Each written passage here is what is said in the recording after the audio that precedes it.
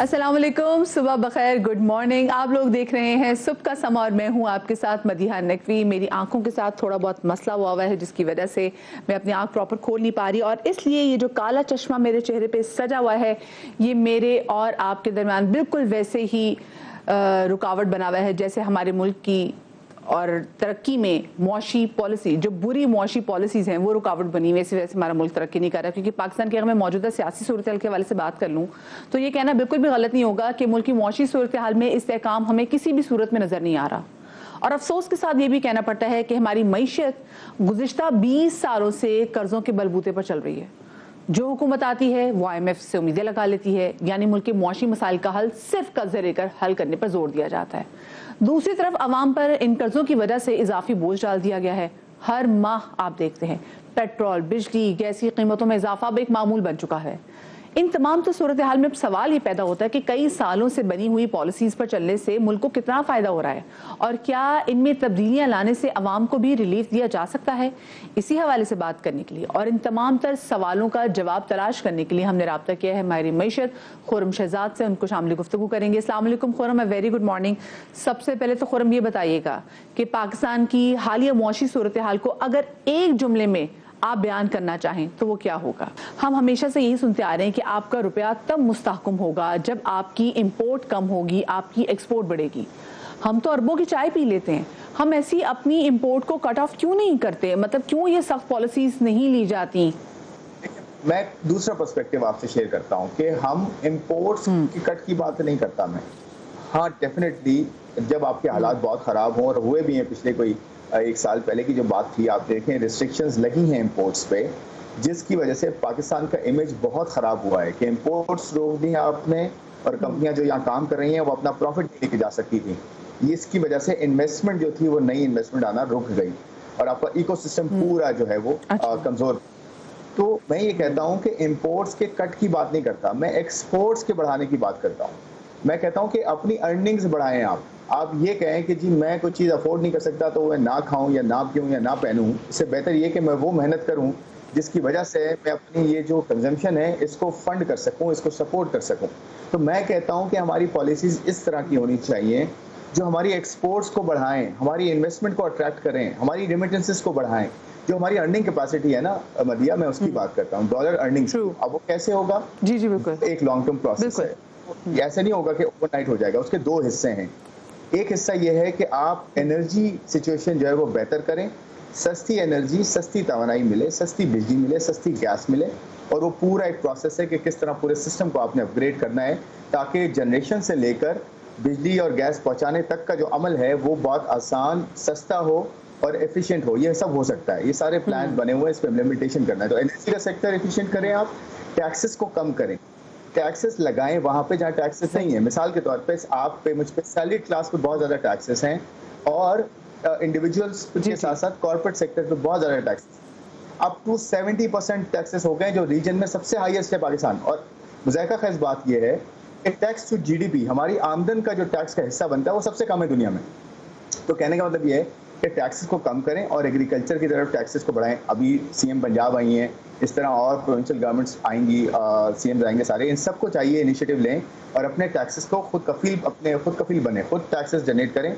Agriculture का tax लगना चाहिए, लगे और इसको कलेक्ट होना चाहिए ज़्यादा। फिर आपके यहाँ जो है रिटेल एंड होलसेल पे टैक्स जो है वो 1% है।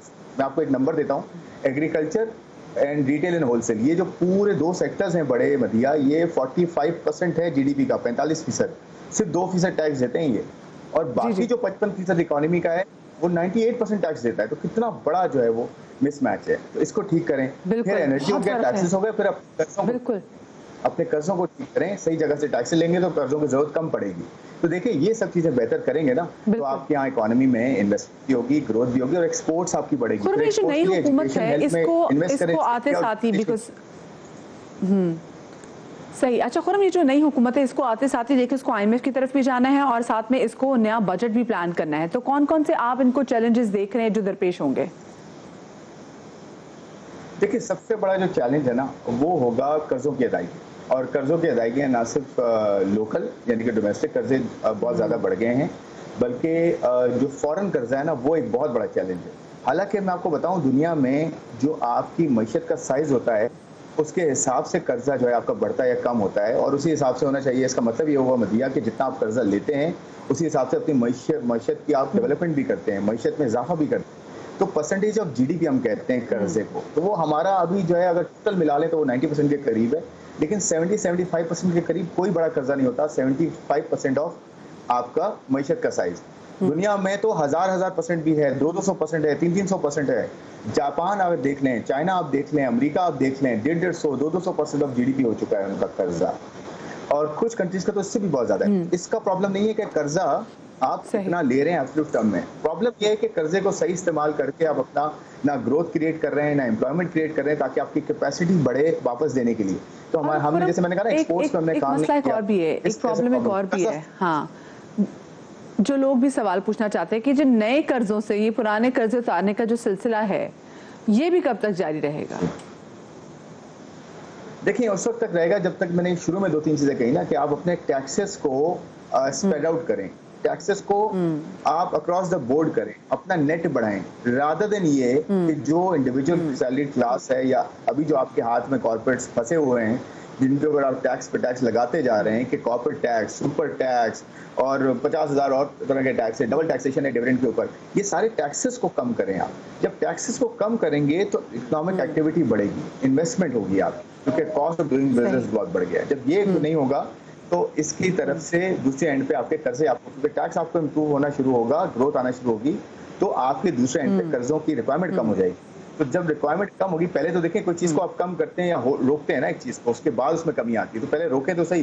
तो सबसे बड़ा प्रॉब्लम दो है, एक तो टैक्स का बहुत ज्यादा एक जगह पे होना, उसको स्प्रेड आउट नहीं करना, दूसरा गवर्नमेंट अपने खर्चे कम करे। आप देखें 600 बिलियन रुपया तो सिर्फ गवर्नमेंट अपने रनिंग एक्सपेंसेस हैं पूरे साल के। क्यों है भाई, आप क्यों डबल मिनिस्ट्री बना के बैठे हुए हैं, क्यों इतने आप बड़ी कैबिनेट बनाते हैं, क्या कट डाउन करें आप साइज पे अपने, डिजिटाइजेशन की तरफ जाएं। दुनिया में हुआ ऐसा। Khurram, you remember we have been talking about targeted subsidy, और हम इस प्लेटफॉर्म से नहीं, इससे पहले भी जिस प्लेटफॉर्म से आपके साथ हम शो भी करते थे तभी हम टारगेटेड सब्सिडी के वाले से बात करते रहे हैं। क्यों टारगेटेड सब्सिडी पॉलिसी का पार्ट नहीं बनती? क्योंकि देखिए, जब भी पेट्रोल की प्राइस बढ़ती है, जो बेचारा आम आदमी है, जो बाइक चलाने वाला आदमी है, वो तो बेचारा पिस के रह जाता है। वो कहता है कि मैं अपने घर के बिल, बिजली के बिल पूरी करूँ, मैं अपने बच्चों की स्कूल की फीसें दूँ, मैं घर का किराया दूँ, मैं घर में अपना चूल्हा जलाऊँ, या फिर मैं जो है ना ये पेट्रोल के पैसे भरूँ। तो क्यों नहीं हम टारगेटेड सब्सिडी के वाले से काम करते हैं? अच्छा, ये बड़ा इंपॉर्टेंट पॉइंट है और ये डिबेट मांगता है ये पॉइंट, क्योंकि गवर्नमेंट ने किया ये है कि डिफरेंट सेक्टर्स में अपनी फुटिंग्स बहुत डाली हुई, कि यहाँ से वो फर्टिलाइजर की प्राइस भी जो है कहीं ना कहीं से सेट करते हैं इनडायरेक्टली, फिर सपोर्ट प्राइस भी देते हैं वीट पे या कॉटन पे या गन्ने पे, बहुत सारे प्रॉब्लम्स हैं। फिर प्राइवेट सेक्टर को भी जो है ना किस तरह से गैस सस्ती या बढ़ा के देते हैं या सस्ती देते हैं। तो ये जो हमारी जो गवर्नमेंट की अपनी फुटिंग्स है ना प्राइवेट सेक्टर के अंदर और इकोनॉमी के अंदर, बहुत ज़्यादा इंटरवेंशन है, इसको निकालना होगा। क्यों? क्योंकि डिमांड सप्लाई पे चीजें चलनी चाहिए, कि जो जितने की चीज बन रही है उतने की बिके। सही। गवर्नमेंट का काम ये होता है कि लेवल प्लेइंग फील्ड प्रोवाइड करे। वो ये प्राइस सेटिंग में जब भी गवर्नमेंट आती है, चाहे वो रेगुलेटर के थ्रू आए या डायरेक्ट आए, या पेट्रोल की प्राइस खुद ही सेट करेंगे और हर चीज की प्राइस खुद ही सेट करेंगे, तो जब प्राइस खुद ही सेट करते हैं तो प्रॉब्लम्स आना शुरू हो जाती है। तो आप मार्केट पे छोड़ें। गवर्नमेंट का देखिए पूरी दुनिया में काम क्या होता है मदिया, कि एक लेवल प्लेइंग फील्ड दे, वो मेक श्योर करे कि कोई प्रॉफिटियरिंग नहीं कर रहा है या कोई एक्सप्लॉइट नहीं कर रहा है, रेगुलेशंस अपनी जगह इफेक्टिव हैं और सबको एक जैसा जो है माहौल मिले, तो सब आएंगे। ज्यादा आपको पता है कंपटीशन जब होगा तो ज्यादा कंपनीज आती हैं, वो आके अच्छी प्रोडक्ट बनाती हैं, कंपटीशन होता है, उसमें सबसे ज्यादा फायदा जो है कंज्यूमर को होता है, प्राइस कम मिलती है। तो ये हमें करना पड़ेगा, गवर्नमेंट को अपनी फुटिंग्स निकालनी पड़ेगी प्राइवेट सेक्टर से और पूरी इकोनॉमी से, तो ये चीजें ठीक हो सकती है। जो आपका पॉइंट। अच्छा, in the end Khurram, because मेरे पास टाइम थोड़ा सा कम है, फिर मुझे नेक्स्ट सेगमेंट की तरफ मूव ऑन करना है। मुझे बताएं कि आने वाले दिनों में क्या आप देख रहे हैं कि डॉलर जो है उसकी थोड़ी सी कदर कम होगी और रुपया थोड़ा बहुत मुस्तहकम होगा, उसकी कदर थोड़ी सी बेहतर होगी? जी, मुझे लगता है मदिया, जिस तरह से हमारे चैलेंजेस हैं, मुझे फ्रैंकली स्पीकिंग रुपए की कदर में कमी नजर आती है और हो सकती है आगे जाते हुए। आईएमएफ, अगर आप उसकी आईएमएफ की रिपोर्ट देख लें, उनका अपना जो फोरकास्ट है वो 300 से 325 रुपए के दरमियान है अगले 6-8 महीने साल में। तो मुझे भी लगता है यही है, हमारा भी यही स्टांस है कि जिस तरह से नोट प्रिंट हो रहा है, जिस तरह से नोट प्रिंट हो रहा है, देखिए नोट प्रिंट हो रहा है ना, जब तक आपका रुपया प्रिंट हो रहा है और कैश इन हैंड है, मैं आपको बताऊं 8.5 ट्रिलियन रुपया, 8.5 पौने 9 ट्रिलियन रुपया, बिलियन नहीं कह रहा, ट्रिलियन रुपया, 1 ट्रिलियन में 1000 अरब रुपया होता है। ये सारा मतलब लोगों के हाथों में है और नोट छपाई होती जा रही है क्योंकि गवर्नमेंट अपनी बोरोइंग कम नहीं कर रही। मैं फिर ये कहूंगा कि खर्चे कम करे, टैक्सेस एक जगह लगाए ताकि बोरोइंग में कंट्रोल आए।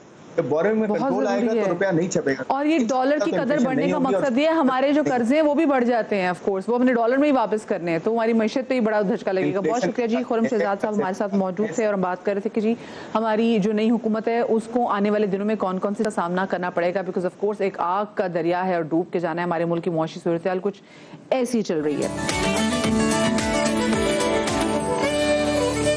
अब जरा आगे बढ़ते हैं, आपका थोड़ा बहुत मूड चेंज करते हैं। अपने शौक को पूरा करने और आसमान को छू लेने की ख्वाहिश में काबिल और बासलाहित लड़कियां किसी से भी पीछे नहीं हैं, और अगर घर वालों की सपोर्ट हासिल हो तो मंजिल तक पहुंचने के लिए सफ़र मज़ीद आसान हो जाता है। हर बेटी के लिए उसका बाप एक आइडियल की हैसियत रखता है, जिसकी उंगली पकड़कर वो चलना सीखती है और उसी की नज़र से वो दुनिया को भी देखना शुरू करती है। वो दुनिया को ये बता देना चाहती है कि अगर वो चाहे तो कोई भी उसे आसमान की बुलंदियों तक उड़ने से कोई नहीं रोक सकता। ऐसी ही कहानी ज़ीवरत इमरान की भी है, जो कनाडा में काफ़ी अरसे से टैक्सी फ्लाई कर रही हैं। कैनेडियन कमर्शियल पायलट ज़ीवरत इमरान आज सुबह के समा में हमारी मेहमान भी हैं, उनको शामिल गुफ्तगू भी करेंगे। अस्सलाम वालेकुम ज़ीवरत। And a very good morning. Welcome to my show. It's good to be here. It's my first time doing this, so I'm a little excited. Oh, even I am very excited to have you in my show. मुझे ये बताएं ज़ीवरत, ये शौक कब से पैदा हुआ आपको? मुझे लगता है बचपन से ही था। जब हम छोटे थे, अब्बा मेरे एयरफोर्स में थे, तो मैं तो कहती मैंने इनहेरिट किया है उनसे जेनेटिक्स में। बट मुझे ये भी याद है कि जब बहुत छोटे थे वैक्सीनेशन के लिए जाते थे, तो वही अब्बा तो एयरफोर्स में थे, तो उधर ही के डॉक्टर्स के पास जाते थे, तो उन्होंने ना जंबो जहाज की ना वो होते थे मॉडल्स, तो वो डॉक्टर अंकल ने कहा कि बस तुम रोगी नहीं तो तुम्हें कोई सा भी गिफ्ट, कोई सा भी टॉय ले सकती है। तो मैंने कहा वो जहाज ही चाहिए मुझे, तो जहाजों का तो मुझे बचपन से शौक है। और फिर अब्बा को देखा फ्लाइंग करते हुए, फिर उसके बाद मैं बस हमेशा ही कहती थी बस पायलट ही बनना है, पायलट ही बनना है, तो बन गई। और क्या बात है। तो फिर कब लाइक प्रोफेशनली इसमें कदम कब रखा और किन किन चैलेंजेस का सामना करना पड़ा? आई थिंक जब मैं हाई स्कूल कंप्लीट कर रही थी तब मैंने बहुत सोचा कि मैं किधर जाऊं, बिजनेस पढ़ूं, क्या पढ़ूं। तो फिर अब्बा ने कहा कि तुम बिजनेस में तो जाना ही है तुमने, तो why don't you like get your licence, like तुमने हमेशा से कहती थी। बट मैंने कभी सोचा, उस वक्त मैंने नहीं सोचा था कि अच्छा मैं वाकई पायलट बन जाऊं। पर मैंने कहा नहीं, तुम करो, तुम ये ही करो, अगर तुम्हें कमर्शियल लेवल तक नहीं भी जाना तुम एटलीस्ट प्राइवेट करो। तो फिर मैंने उसको seriously, that's private must be expensive. Hi Yeah, it is. तो basically commercial pilot का license ये होता है कि you start off with your private pilot license, उसमें you can't work as a pilot, and then you move on to your commercial pilot license. तो कहा तुम उधर तक छोड़ देना अगर नहीं करना। But then मुझे इतना मजा आया, मैं कहनी पूरा मैंने करना है। अच्छा, जब पहली बार खुद आपने जो प्लेन उड़ाया और जब आपने टेक ऑफ किया, वो क्या मोमेंट था? It was so surreal. अच्छा, मैं दो चीज़ बताती हूँ। जो फर्स्ट मेरी जो फ्लाइट थी, जो एक्सपीरियंस के लिए इंट्रोडक्टरी फ्लाइट कह लें, वो वाली जो थी ना, जैसे ही टेक ऑफ हुआ मैंने कहा ये पॉसिबल नहीं है, हम एक छोटे से डब्बे में और ये हवा में है, ये बहुत ही वियर्ड और अनरियल फीलिंग है। तो इट वाज लाइक मुझे लगा था कि ये अभी गिरेगा क्योंकि बहुत ही छोटे छोटे जहाज तो आपको पता ही है हिलते भी बहुत हैं। तो वो बड़ा उस वक्त मुझे हुआ कि ये क्या हो रहा है। बट देन इतना मजा आया like I have to do this for my like the rest of my life. फिर उसके बाद my first ever solo flight जो मैंने अकेले फ्लाइट की, how was it? Tell me about it. It was insane. Like I was a little nervous because I'm like, okay, अब instructor जो बचाने वाला था वो तो अब तो खुद ही करना है जो करना है, इसको नीचे ही लाना है। But I took off and it was really windy that day. But it was such a nice feeling. It was turbulent. But जो first उधर सोलो कराते ना, आपको बस एक सर्किट करके लैंड करना होता है कि चलो कर लिया आपने। But it was such a nice feeling. I was like, ये मैं कर सकती हूँ ना, अब मैं कुछ भी कर सकती हूँ। Like I felt so accomplished कि मैं like I can't believe. Yeah, it was amazing. So that was like the best feeling ever, and then my dad was so proud, so that's what gave me himmat to do the rest of it. But it was an amazing feeling. कभी कोई unfortunate incident हुआ हो? Unfortunate incident तो मतलब छोटे मोटे होते रहते हैं मेरे, मतलब जहाज के दरवाजे खुलते रहते हैं कभी कभार। But it's not that dangerous because छोटा ससना है, आप बंद कर सकते हैं। तो उस तरह की चीज होती है। एक दफा I had an engine fire on startup, but alhamdulillah my instructor me and it was like pre like PPL level, तो I was still a new student. फिर आपको हंगामी लैंडिंग करनी पड़ी? हम लोग एक्चुअली ग्राउंड पे थे जब हुई, तो शुक्र है मतलब उधर ही हो गया था, and we like handle the situation really well. तब मैंने रियलाइज कर लिया इमरजेंसीज जो है ना मेमोराइज करनी ही होती है, because you never know, you never know. Of course during the training आपको बताया भी जाता है कि in case of any emergency या कोई ऐसा अनफॉर्चुनेट इवेंट हो जाए तो फिर आपको अपनी जान कैसे बचानी है.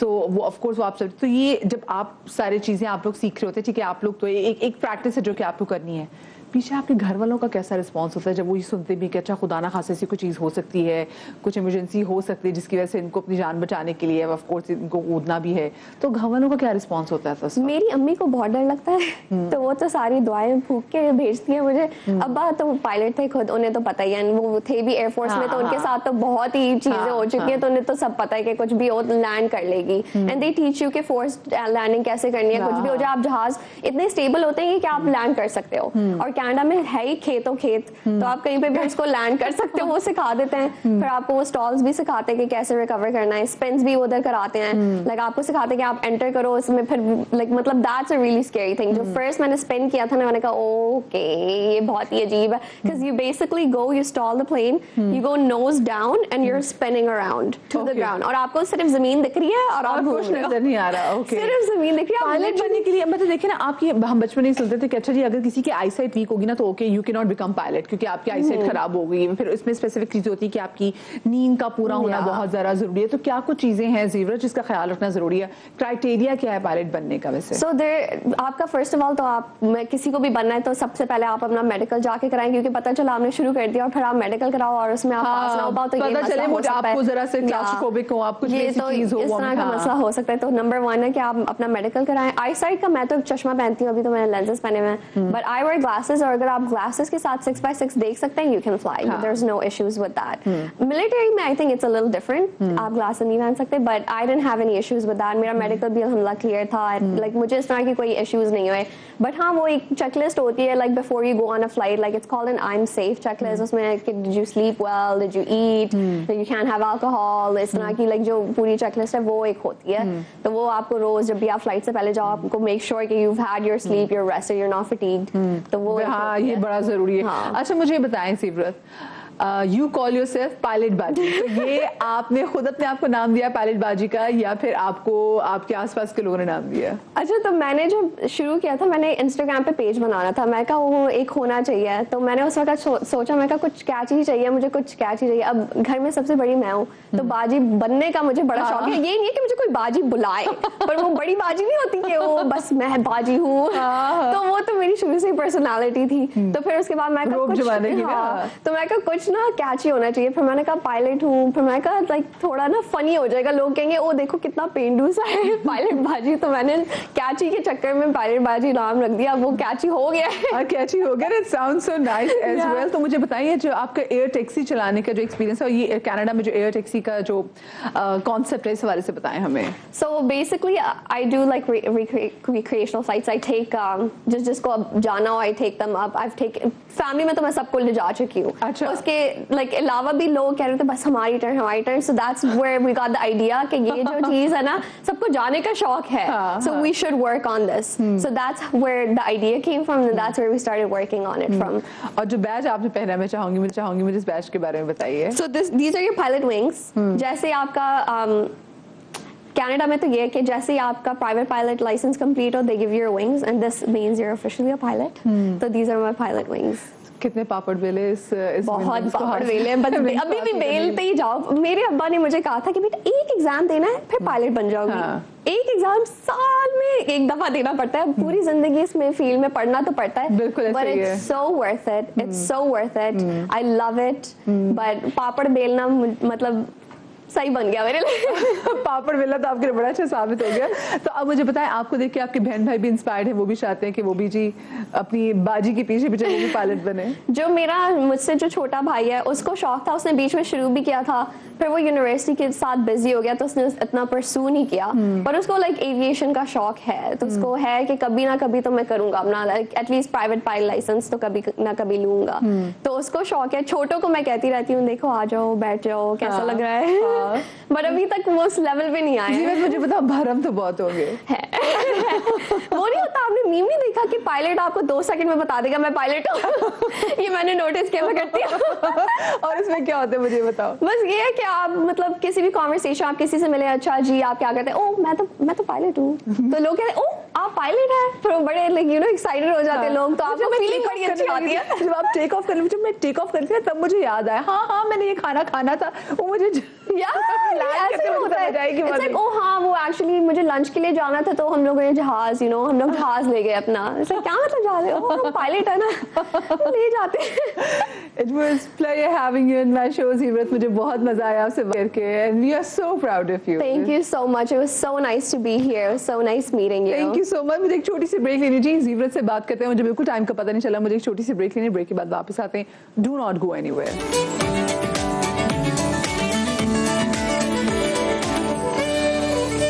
Welcome back after the break. और आपको पता है कि जैसे भी रमज़ान मुबारक की आमद है और ख़वातीन जो है वो काफ़ी ज़्यादा कंसर्न रहती हैं।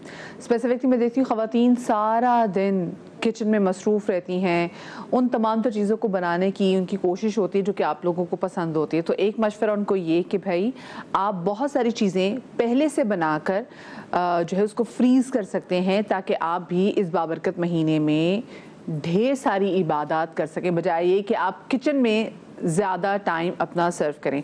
बहुत सारी चीज़ें आपको पता है, रोल्स हैं, समोसे हैं और काफ़ी चीज़ें ऐसी हैं जो कि आप बड़े आराम से, इवन के जो आपके घर में दही बड़े बनते हैं तो उन बड़ों को भी आप बड़े आराम से उसको भी बना के फ्रीज़ करके फिर एंड में बिल्कुल जैसे दही फुल्की बनाते वैसे इस्तेमाल कर सकते हैं। खैर मैं तो इसमें महारत नहीं रखती, लेकिन जो महारत रखती हैं जो आपको सही तरीके से बता सकती हैं कि क्या चीज़ आप बना सकते हैं, चाहे वो नगेट्स हों, चाहे वो समोसे हों, चाहे वो रोल्स हों।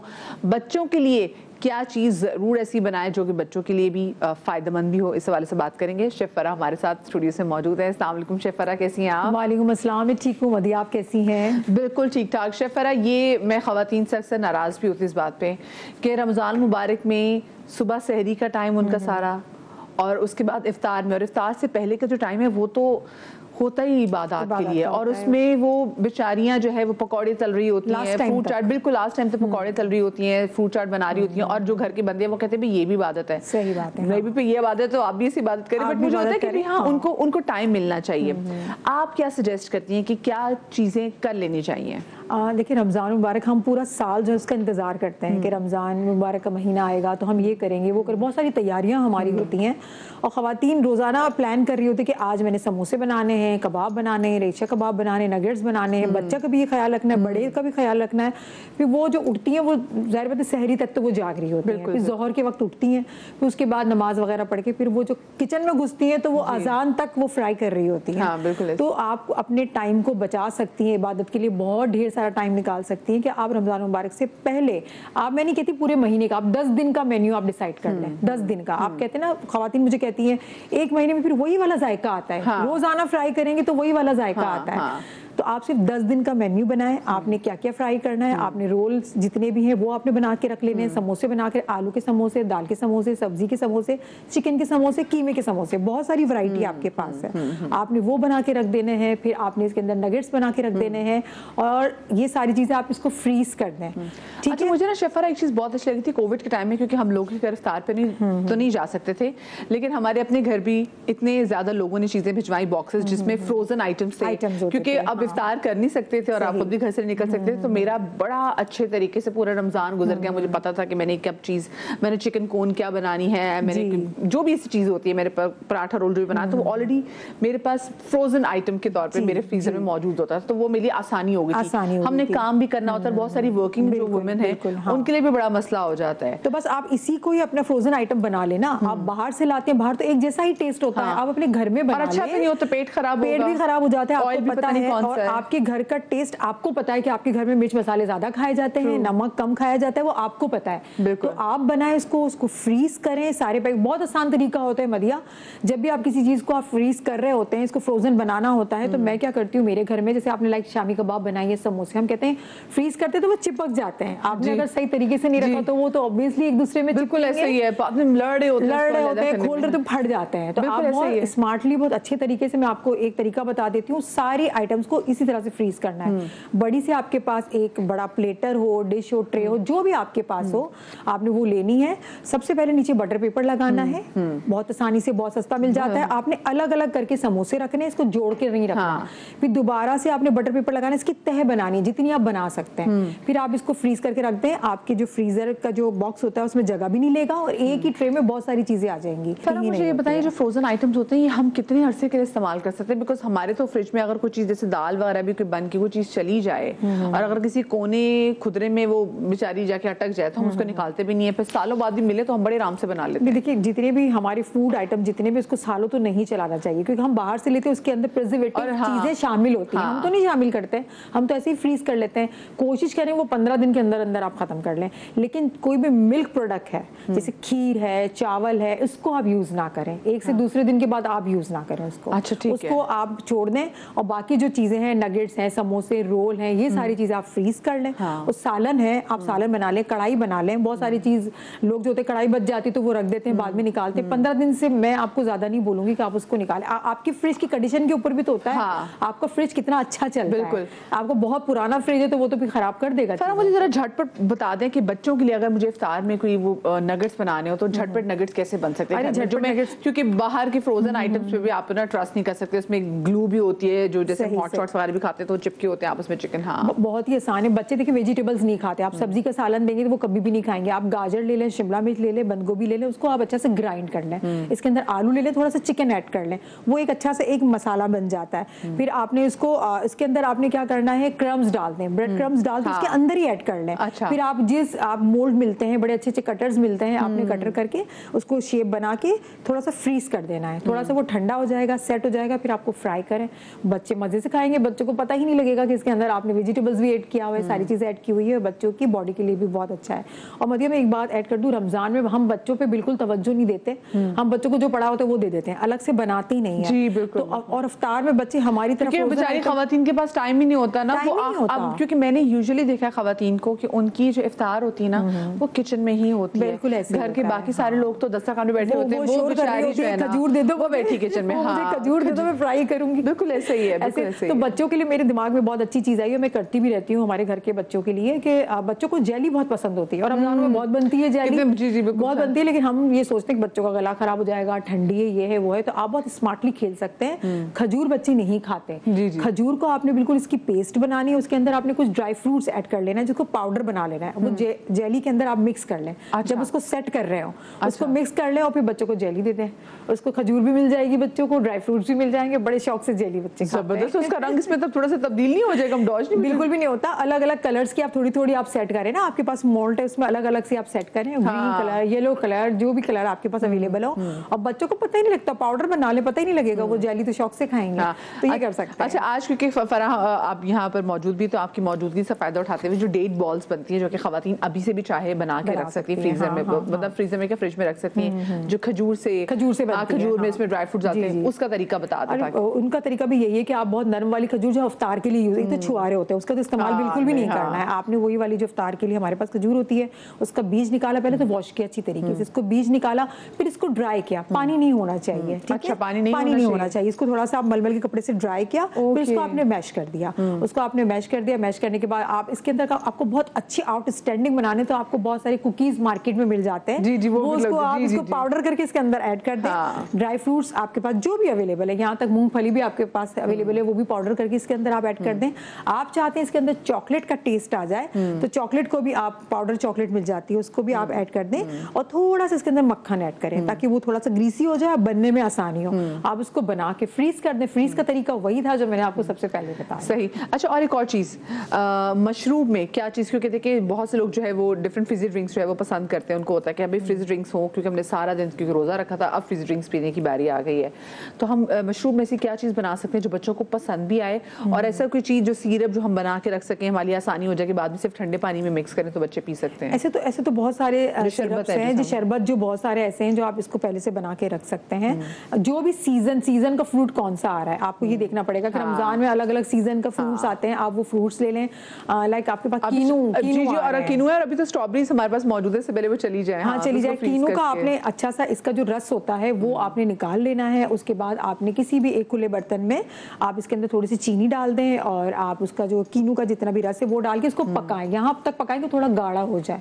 गाढ़ा हो जाए फिर आप किसी भी बॉटल में भर के इसको रख दें। फिर आपने अगर शरबत बनाना है पानी के अंदर, उसी वाले को आपने ऐड किया, उसमें चीनी डालने की भी जरूरत नहीं है, आप इसको फ्रेश जूस आप इसको पी सकते हैं और बच्चों को भी ज्यादा अच्छा लगता है। तो जो भी फ्रूट आपको अच्छे लगते हो बस इसका यही तरीका है, लेकिन इसमें आप थोड़ा सा बेकिंग सोडा जरूर डालें ताकि ये खराब ना हो और इसकी लाइफ थोड़ी सी लंबी हो जाए। अच्छा, अब ये बता दें आखिर में कि शेफ फराह को खुद कैसी इफ्तारी पसंद है और कौन सी चीज़ ऐसी जो फौरन बन जाती है? खैर क्योंकि आप तो शूट वगैरह पे भी होती है तो खुद आपको ज़्यादा मौका नहीं मिलता होगा, लेकिन जो झटपट इफ्तार वो शेफ फराह खुद पसंद करती है वो क्या होती है? अच्छा, मुझे पकौड़े बहुत ज्यादा अच्छे लगते हैं। मुझे लगता है झटपट पकौड़े बन जाते हैं, पकौड़ों में कोई इतना टाइम नहीं लगता है। ब्रेड वाले भी बन जाते हैं, बस आपने फटाफट सारी चीजें ऐड की और आपने उसको फ्राई किया, आपकी बन जाते हैं। जैसे कि मैंने आपको बताया फ्रोजन आइटम मैं भी रखती हूँ क्योंकि मेरे पास टाइम नहीं होता, मैं सारी चीजें बना लेती हूँ, लेकिन मैं उसी तरह 8-10 दिन की ही बनाती हूँ, मैं पूरे महीने की नहीं बनाती हूँ ताकि मुझे अलग अलग जायका पता लगे। तो मैं अलग अलग बना लेती हूँ और मैं जल्दी से थोड़ी सी चीजें ये मैंने कि इतनी सारी इफ्तारी नहीं बनाती कि रात तक 12 बजे तक सबको हम खिलाते रहे कि खाओ खाओ। बिल्कुल आपने थोड़ा थोड़ा बनाना चाहिए।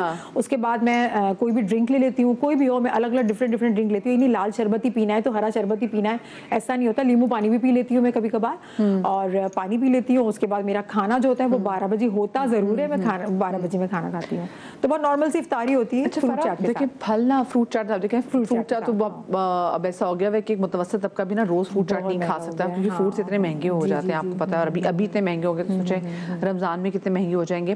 तो फ्रूट चाट का मुतबादिल कैसे हो सकता है? या फिर हम किसी ऐसा करिए कि चना चाट से बनाते हैं उसमें सिर्फ सेब डाल दें, क्या कर सकते हैं? कर सकते हैं आप चना चाट बनाए, आलू की चाट भी बना सकते हैं आप, जरूरी है आप चना चाट की तरफ ही जाएं। काले चने हैं, व्हाइट चने हैं, आलू चाट है, आप बहुत सारी इसमें वो होता है बीन्स होते हैं रेड कलर के, लोबिया, उसकी भी चाट बनाते हैं, मूंग दाल चना दाल की भी चाट बनती है। चाट बहुत तरीके से बनती है। तो आपने क्या करना है, केले जो है पूरा साल अवेलेबल होते हैं बनाना, आप वो इसके अंदर ऐड कर सकते हैं। जो सस्ता फ्रूट है जैसे अमरूद है वो भी मिलता है, इतना महंगा नहीं होता, आप उसके अंदर ऐड कर सकते हैं। जरूरी नहीं आपने दुनिया भर के 1000 रुपए के फ्रूट लाके ही ऐड करना है, ऐसा जरूरी नहीं है। तो आप 2-3 फ्रूट भी इसके अंदर ऐड कर लें, टेस्ट भी अच्छा हो जाएगा और आपको मजा भी आएगा। फरम ऐसा क्या करें इफ्तार में कि वो हमारा पेट भारी ना हो, जैसे इफ्तार करते साथ ही ऐसा लगता है कि जैसे जान निकल गई और आप लिटरली जहाँ बैठे होते हैं वहीं लेट जाते हैं, वो हम क्या गलती करते हैं? अच्छा, हम गलती ये करते हैं कि हम बहुत ज्यादा जो फ्राई की हुई चीजें वो खा लेते हैं, फ्रूट को लास्ट के लिए रखते हैं और फिर पानी पी लेते हैं, बहुत ज्यादा पानी पी लेते हैं और फिर नमाज पढ़ने के बाद ऐसी हालत हो जाती है कि अब तो खड़ा ही नहीं होना। तो देखिए आपकी डाइट आपके अपने हाथ में होती है, आपने लिमिट से खाना है कि मैंने पकोड़े इतने खाने हैं तो समोसे इतने खाने, आप अपनी प्लेट बना लें। जो बचपन में हमारी अम्माएं प्लेट बना के देती थी ना, वो एक अच्छा सिस्टम होता था। आप अपनी प्लेट बनाएं, एक पकोड़ा ले, एक चीज ले लें, उसको आप खा लें, थोड़ा सा फ्रूट की एक थोड़ी सी आप बॉल में फ्रूट भी ले लें, वो खा लें और उसके लास्ट में अगर आपको लगता है तबीयत भारी लगती है तो आप एक सफूफ बना के रख लें जिसमें व्हाइट जीरा हो, काला नमक हो, कलौंजी हो, 3 चीजें बस, ज्यादा में नहीं। व्हाइट जीरा, काला नमक और कलौंजी, उसका आप चुटकी आपने खा लिया, बस खा लें, वो जल्दी आपको डाइजेस्ट कर देता है। ठीक है, वो हाजिम होता है, हाजिम हो जाता है, आपको हाजमा अच्छा हो जाता है और अब भारीपन नहीं फील होता। चले, थैंक यू सो मच जी। शेफ फराह हमारे साथ मौजूद थी। क्या कुछ चीजें बड़ी झटपट तरीके से बनाई जा सकती हैं, कैसे आपने अपना किचन प्लान करना है ड्यूरिंग रमजान और रमजान से पहले कितनी तैयारी करनी चाहिए और कितने अरसे के लिए आपको खाना बनाना चाहिए। जैसे उन्होंने कहा कि 10-10 दिन का आप बनाएं, उसको उसके बाद फ्रीज कर लें ताकि आपको जो अलग अलग टेस्ट है वो आप इसको फील भी कर सकें, और साथ में जो बहुत ज़्यादा आप लोग खा लेते हैं तो 3 चीज़ों का उन्होंने सफूफ भी अब आपको बता दिया है, तो ये आपने ज़रूर करना है ताकि जो सुस्ती होती है इफ्तार के बाद वो ना हो। एक छोटी सी मैं ब्रेक ले रही हूँ, ब्रेक के बाद मिलते हैं, कहीं मत जाइएगा। Welcome back. और अब बात करेंगे आज के ज़रिए अल्लाह के नामों को कैनवस पर उतारना हर एक के बस की बात नहीं होती। कैलीग्राफी का फ़न 16वीं सदी में चीन में मुतारिफ कराया गया था। पाकिस्तान में कैलीग्राफी के हवाले से एक बड़ा नाम जावेद कमर साहब का है। बासलाहियत पाकिस्तानी मुसव्विर एक्रेलिक कैलीग्राफी के माहिर समझे जाते हैं और पाकिस्तान और पाकिस्तान से बाहर भी उनके बनाए गए शाहकार फनपारों की नुमाइश हो चुकी है। जावेद कमर साहब इस वक्त स्टूडियो में हमारे साथ मौजूद भी हैं। ये खूबसूरत पेंटिंग्स आप इनकी देख भी रही हैं। ये तमाम तर इनका वो हमारे पास शाहकार तो नहीं है जिन्होंने फ़न पारे बनाए हैं, वो तो नहीं है, लेकिन उनमें से कुछ ऐसी इनके फ़न पारे हैं जो कि हमने आपके सामने रखे हुए हैं। जावेद कबीर इसमें हैं हमारे साथ। अस्सलाम वालेकुम जावेद साहब, वेरी गुड मॉर्निंग। जावेद साहब, इतनी खूबसूरत आपकी हम देखते हैं जो हम पेंटिंग भी देख रहे हैं, स्पेसिफिकली अगर मैं एक्रेलिक कैलीग्राफी के हवाले से बात भी करूँ, ये बड़ी मुख्तलिफ और बड़ी डिफरेंट किस्म की है। जी हाँ, पहले शुरू में जो किताबत होती थी वो कलम और दवात और उस पे पेपर पे होती थी। तो क्योंकि उस वक्त कलर्स का इतना वजूद नहीं था, तो वो जो मटेरियल उस वक्त हमारे असातिज़ा कराम ने, लीजेंड ने काम किए, फिर उसके बाद कुछ कलर्स आने शुरू हुए, जैसे हमारे लीजेंड हैं साद कैन साहब, उन्होंने काम किया और उन कलरों को यूज़ किया मार्कर की मीडियम में। तो इसी तरह फिर मैं भी काम कर रहा था, क्योंकि मेरा ताल्लुक जो है वो चिन्नौट से है, तो उसमें मैं बाई बार चिन्नौट में तो ऐसा आर्ट इतना, मतलब हम तो देखिए हर चीज में आर्ट, फर्नीचर में भी आर्ट, वो मशहूर है चिन्नौट इस हवाले से। वो अल्लाह ताला ने इतनी सलाहियतों वाला वो जो है ना वो सिटी है कि उसमें सक्सेसफुल आपके बिजनेसमैन भी हैं और उसकी सिविलाइजेशन भी इतनी पुरानी है अगर देखा जाए चिन्नौट की, तो हाँ जी बहुत एंटीक सिटी है। बिल्कुल बिल्कुल। तो मैं बड़ा इंस्पायर होता था जब मैं अरब वर्ल्ड के कुछ पुरानी, और फिर सबसे ज़्यादा मुझे जो तकलीफ दे बात होती थी कि जब कहीं पे कोई ब्लास्ट होता था, उसमें मस्जिद वगैरह कुछ हमारी इस्लामिक आर्ट की जो हिस्ट्री है उसके ऊपर जो डैमेज हुए हैं, फिर मैं उसको अपनी पेंटिंग में प्रिजर्व करना चाह रहा था। तो इस वजह से मैंने आर्किटेक्ट को भी इस्तेमाल किया है उसमें, जैसे बाबरी मस्जिद का अभी गुंबद नहीं है, तो मैं अपनी पेंटिंग में उसको भी यूटिलाइज किया है। इसी तरह फेमस जितने भी रोज़ा मुबारक हैं, ये जो मक्का मदीना, इमाम हुसैन का रोज़ा है, तो इसी तरह हमारे पास तो एक बहुत पुरानी हिस्ट्री है इस्लाम की। तो जावेद साहब आप मुझे बताएं कि जैसे आपने मक्का मदीना और आपने रोज़ा इमाम हुसैन के हवाले से बात भी की, तो फिर आप खुद वहाँ जाके पेंट करते हैं, आपका जाने का इत्तेफाक तो सब जगह जाने का इत्तेफाक तो नहीं हुआ, लेकिन जो मटेरियल हमें मिल जाता है, अभी तो बहुत अवेयरनेस हो गई है आर्ट में, और पहले तो लोग बेचारे बाई फैक्स या किसी के मुताज होते थे, आर्ट गैलरीज नहीं थी,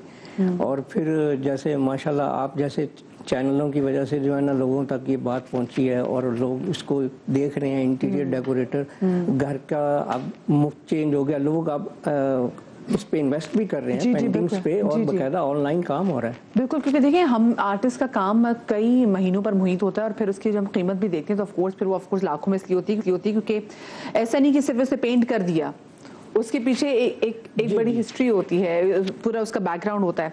अच्छा, ये आपको शौक कब से हुआ था, ये बताएं मुझे। मैं बचपन से ही देख रहा था, क्योंकि स्कूल से जब मैं आता था तो रास्ते में जो है ना कुछ फर्नीचर की शॉप्स होती थी, वहाँ डिज़ाइनिंग हो रही थी, कार्विंग हो रही थी, तो मैं उनसे बड़ा इंस्पायर होता था, और मैं हमेशा कोशिश करता था कि मैं वो काम करूँ जो सबसे जुदा हो। अब जैसे किताबत करने वाले भी बहुत हैं जी, और लोग भी, साइन बोर्ड वाले भी बहुत हैं, तो हमारे यहाँ माशाल्लाह आर्टिस्ट भी बहुत हैं, तो बस फिर मैं अपना रास्ता बनाने के लिए इस टिपिकल चीज को यूज किया है, मटेरियल को। और आपके घर वाले वैसे खुश थे जब आपने ये रास्ता ये प्रोफेशन शुरू करने की जब बात की थी? तो किसने? आपके घर वाले खुश थे? नहीं, शुरू में तो बहुत मुखालफत हुई, क्योंकि हमारे यहाँ जो है ना इन चीज़ों को कहते हैं कि ये फौरन रिटर्न नहीं आता। हाँ, तो वो कहते ये भी कोई रोजी है, मतलब क्या किस काम केड़े काम लग गए हो? हाँ। कहते थे कि आप ये पेंटिंग तो बना रहे हो, लेकिन काम क्या करना है? बिल्कुल, हाँ। तो अल्लाह का शुक्र है कि आज लोगों में इतनी अवेयरनेस है। मैं इंटरनेशनल एग्जीबिशन में भी मैं पार्टिसिपेट कर चुका हूँ, और मेरी दुबई में भी ऑक्शन हुई है, तो सबसे महंगी जो है वो 25,000 दरहम की हुई है, और माशाल्लाह आज आप गूगल पे सर्च करें या नेट पे, मेरे बहुत सारे क्लाइंट हैं, और पाकिस्तान में जितनी भी वेल नोन गैलरीज। दुबई में तो जो आपकी ऑक्शन भी हुई थी पेंटिंग्स की, उसमें तो बड़े बैनुल-अक़वामी सितारे उसमें जी, सोनू निगम और शान जो सिंगर हैं, इन दोनों ने मेरी पेंटिंग ऑक्शन की है। अच्छा, ये दोनों अगर देखें, हमने स्पेसिफिकली देखा है कि जी जो आर्टिस्ट होते हैं ना उनका कोई बॉर्डर नहीं होता। आप देखिए शान और सोनू निगम बड़े इंडिया के बहुत बड़े सिंगर्स हैं। पाकिस्तानी सिंगर्स, पाकिस्तानी सेलिब्रिटीज ने कभी आपके काम को ऐसे आके ऐसे प्रमोट किया है? बड़ा अफसोस होता है कि यहाँ पे असल में एजुकेशन के फुकदान होने की वजह से इसको सही प्रमोट नहीं कर सके। गैलरीज हैं वो माशाल्लाह अब काम कर रही हैं, और लोगों में अब अच्छा खासा जो है ना ये इंटरेस्ट पैदा हो गया। लोग घरों में इंटीरियर डेकोरेट कर रहे हैं, और सिर्फ ये चैनल ही की वजह से और ये मोबाइल जो नेटवर्किंग है, इसकी वजह से लोग काफ़ी अवेयरनेस। जावेद साहब क्या समझते हैं कि हमारे यहाँ जो सेलिब्रिटीज़ हैं वो ज़्यादा कमर्शियल हो गए हैं, वो ज़्यादा पैसों की वजह से बहुत सारी, आई एम श्योर कि अगर देखें बड़े बड़े नाम उन्होंने अगर आपके साथ दुबई में आपकी जो फन पारे ऑक्शन करवाए थे तो उन्होंने भी क्या आपसे पैसे लिए थे? नहीं बिल्कुल उन्होंने बिल्कुल पैसे नहीं लिए थे। और हमारे सेलिब्रिटीज़ का इशू है कि वो तो खैर एक छोटी पेरेंट्स पे भी पैसे जो है वो मांगते हैं। जी, वो तो बहुत ब्रॉड माइंडेड है, फन की कदर करते हैं। जी बिल्कुल कदर करते हैं। हमारे यहाँ ये नहीं है। हम अपने ब्याह के ऊपर जो है ना सारी पावर पे अपना काम कर रहे हैं और इंटरनेट पे ऑनलाइन काम कर रहे हैं। कुछ मेरे साथ क्लाइंट हैं तो इसी तरह फिर सिलसिला चल रहा है। अदरवाइज तो जो पहले लीजेंड से बेचारे ना फोर्स होने की वजह से या ऊपर नहीं आ सके, क्योंकि हमारे यहाँ वो बात ही नहीं है अपनी सतह पे भी। जावेद साहब मुझे बताएं कि आप अपने इस फन से क्या मैसेज मजीद आपको लगता है कि भी कन्वे करना चाहते हैं? ऐसा क्या काम है जो आप चाहते हैं कि अभी भी वो आप करें अपने इस फन के थ्रू? देखें, फनकार कोई सा भी हो जो क्रिएटिव माइंडेड होता है वो कभी कंप्लीट नहीं होता।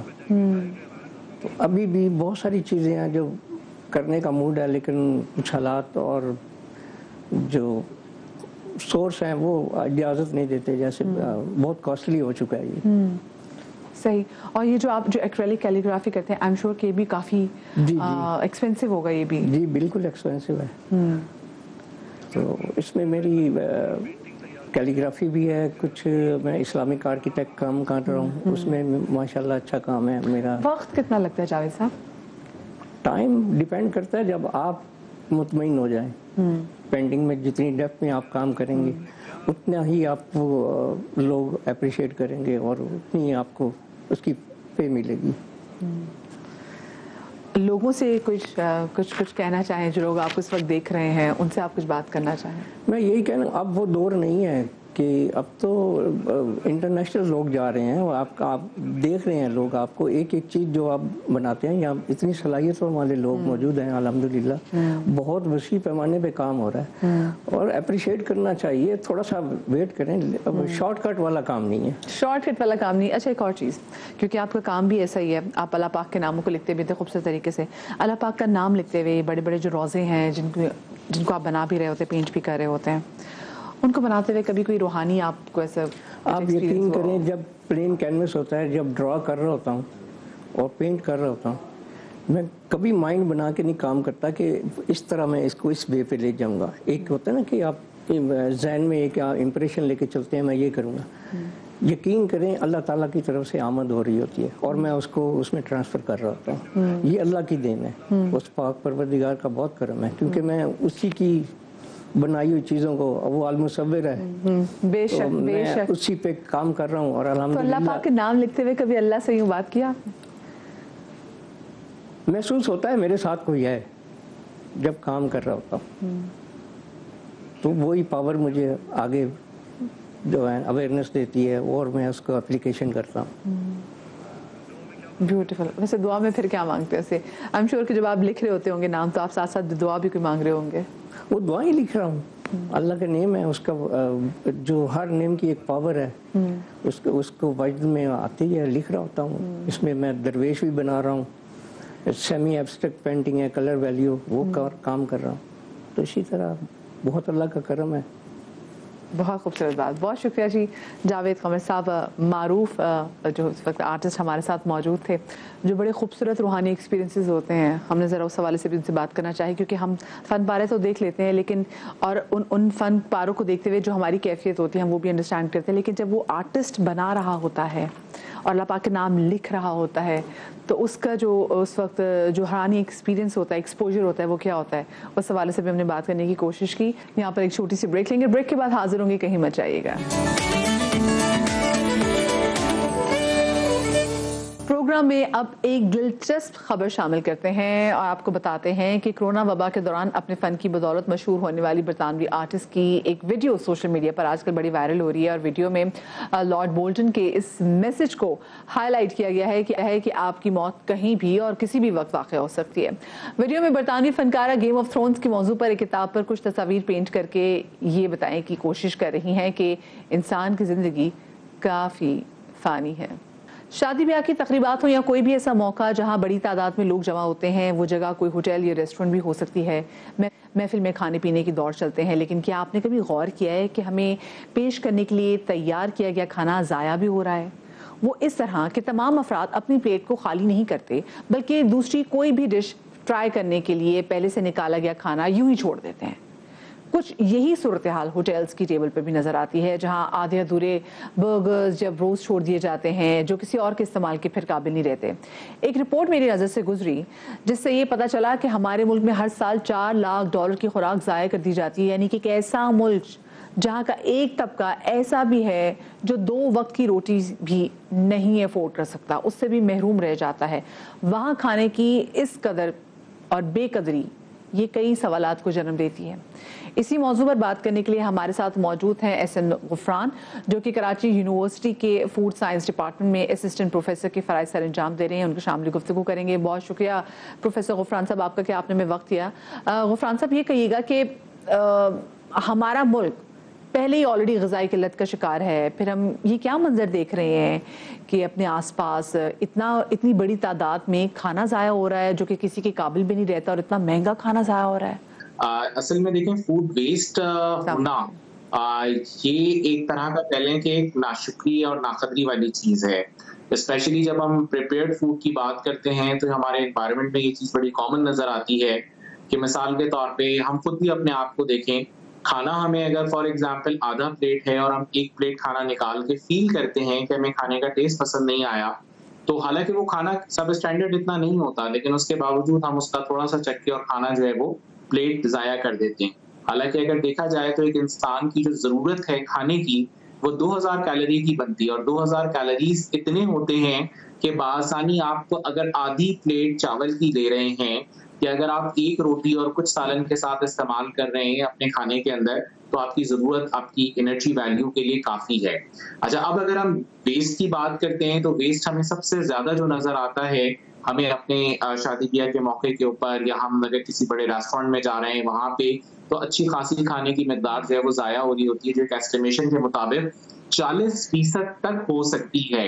यानी मिसाल के तौर पे अगर हमने 1 kg प्लेटर मंगवाया है तो उसमें से शायद हम 600 ग्राम का खाना जो है वो इस्तेमाल करते हैं और 400 ग्राम जो है वो हम ज़ाया कर देते हैं।